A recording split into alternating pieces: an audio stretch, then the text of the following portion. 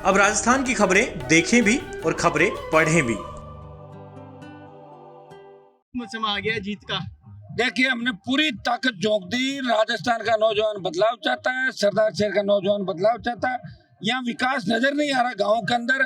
और यहाँ मतलब आजादी के 70 साल बाद आप देखोगे कि चंबल के बीड़ के अंदर जैसे गांव है वैसे गांव के अंदर सड़कें नहीं। किस तरह लोग अस्पताल जाते होंगे, बच्चे स्कूल जाते होंगे। भय का वातावरण है। थाने तहसील का बहुत बड़ा भय इस इलाके के अंदर है। रोजगार का कोई साधन नहीं।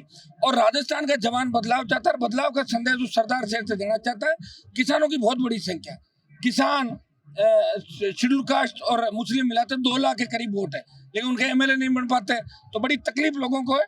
और कल शहर में भी भारी आशीर्वाद कल शाम को जब हमने सभाएं करी मिला है। मुझे लग रहा है कि कांग्रेस के कुशासन के खिलाफ और भाजपा की नाकामी और किसान विरोधी जवान विरोधी जो बिल है उनके खिलाफ सरदार शहर की जनता वोट करेगी और नौजवान सिर्फ राष्ट्रीय लोकतांत्रिक पार्टी को वोट करेगा। बहुत बड़ी मार्जिन से हम चुनाव जीतेंगे। जोश आपको बता रहा है कि पूरे इलाके के अंदर 8 मीटिंग, आप अंदाज लगा लें कि 8 सभाएं हैं, जिन सभाओं में किस तरह जन सैलाब उमड़ रहा है। ये शोर इंगित करता है कि राष्ट्रीय लोकतांत्रिक पार्टी बहुत बड़े मार्जिन से जीतेगी। किस चीज में टिकी है? ये किसने उठाया? बीजेपी कांग्रेस है न, उनका तो ज्यादातर का अस्तित्व मेरी वजह से हुआ है। 18 में 1 दर्जन से ज्यादा तो कांग्रेस के और 1 दर्जन से ज्यादा बीजेपी के मेरी मेहरबानी से एमएलए बने। सब हार जाएंगे इस बार, देखना किसका कितना अस्तित्व है। हमारा ही अस्तित्व है राजस्थान के अंदर। पार्टी बनाई, लड़ना सिखाया।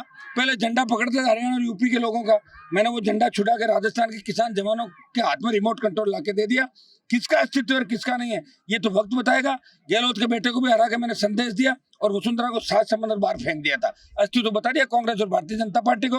भाजपा 24-1 अगर नहीं होता तो गठबंधन क्यों करती? 2 सीट दी थी मैंने। एक बार मेरे वापिस मैंने कहा कैंडिडेट हमारा 2 सीट आप अपना रखो, तो कैंडिडेट मेरी इच्छा का लड़ा है।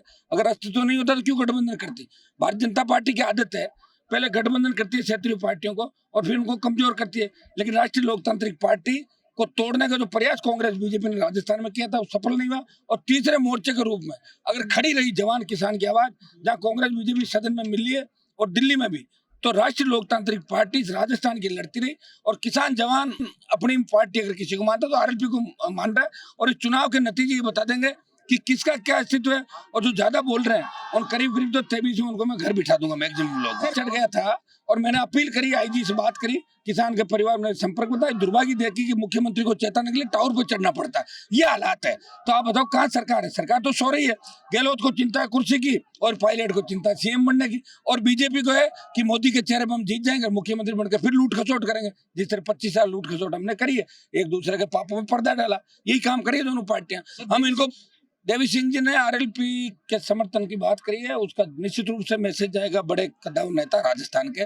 और उनके मन की जो पीड़ा थी तो मन की पीड़ा उन्होंने जाहिर की और ये सही बात है।